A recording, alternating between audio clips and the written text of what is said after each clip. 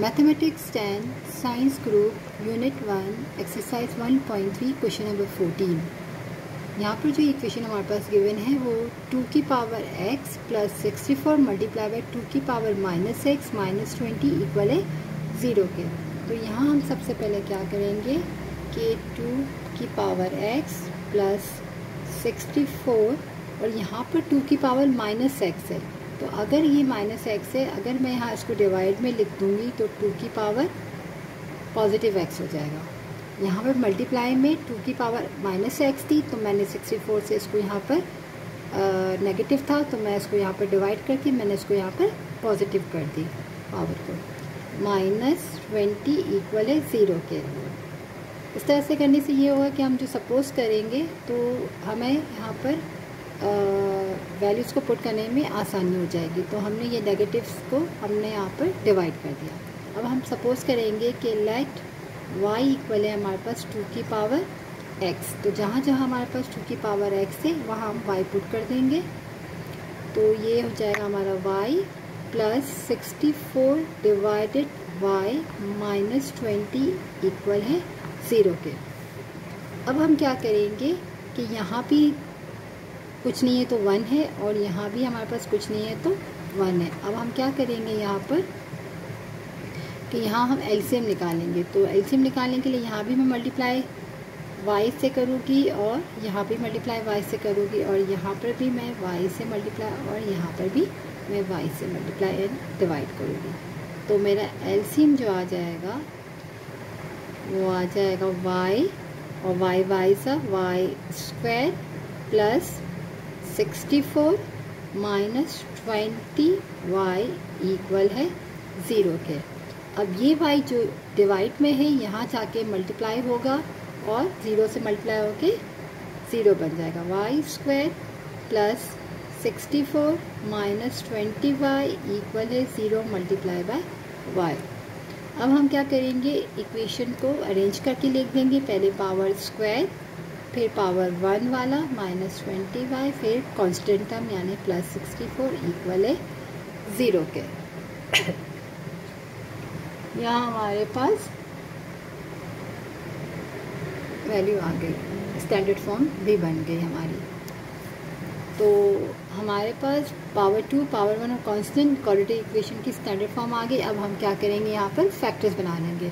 तो यहाँ पर हमारे पास 64 के हम फैक्टर्स पहले निकाल लेते हैं। 64 को अगर हम फैक्टर्स निकालें तो 232 सा, 216 सा, 28 सा, 24 सा और 22 सा और 21 सा 2।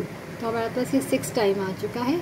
अब हम यहाँ देखें कि किसको मल्टीप्लाई करने से यहाँ पर हमारे पास चेक कर लेते हैं कि 20 बनता है। तो 2 2 ज़ा 4, 4 2 ज़ा 8, 8 2 ज़ा 16, 16 और 4।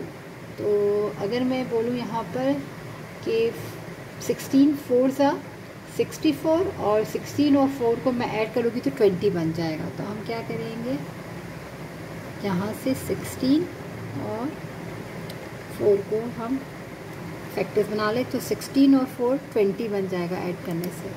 तो y square minus 4y minus 16y plus 64 equal है 0 के।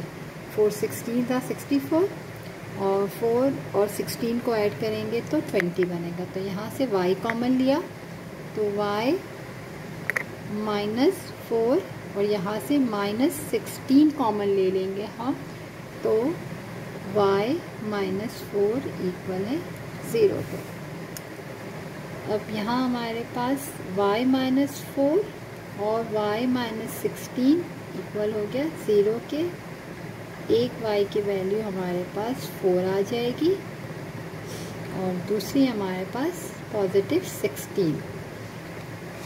अब हम यहाँ पर जो हमने सपोजिशन की थी हम फिर से पुट कर लेंगे कि y इक्वल था हमारे पास 2 की पावर x सपोज किया था हमने। यहाँ पर y की जगह हमने लिखा 4 और 2 की पावर x। अब हम देखें तो यहाँ पे बेस में 2 बनाना है और 4 क्या करेंगे 2 टाइम्स जब हम 4 को मल्टीप्लाई करेंगे तो 2 2 ज़ा 4 बनता है और 2 की पावर x, तो 2 बेस में सेम बन गए, तो x की वैल्यू हमारे पास आ गई है 2। इसी तरह यहाँ पर हमने लिखा 16 इक्वल है 2 की पावर x, और 16 को हम जब फैक्टर्स बनाते हैं तो 2 की पावर 4 हो जाती है। जब 2 को हम 4 दफ़ा मल्टीप्लाई करते हैं तो 16 बनता है। 2 2 ज़ा 4, 4 2 ज़ा 8, 8 2 ज़ा 16। तो बेस में हमने सेम बना लिए 2 और 2, तो x की वैल्यू हमारी क्या आ जाएगी 4। तो हमारा जो सॉल्यूशन सेट बनेगा यहाँ पर वो बनेगा, एक वैल्यू मेरे पास आई है 2 और दूसरी 4 आंसर।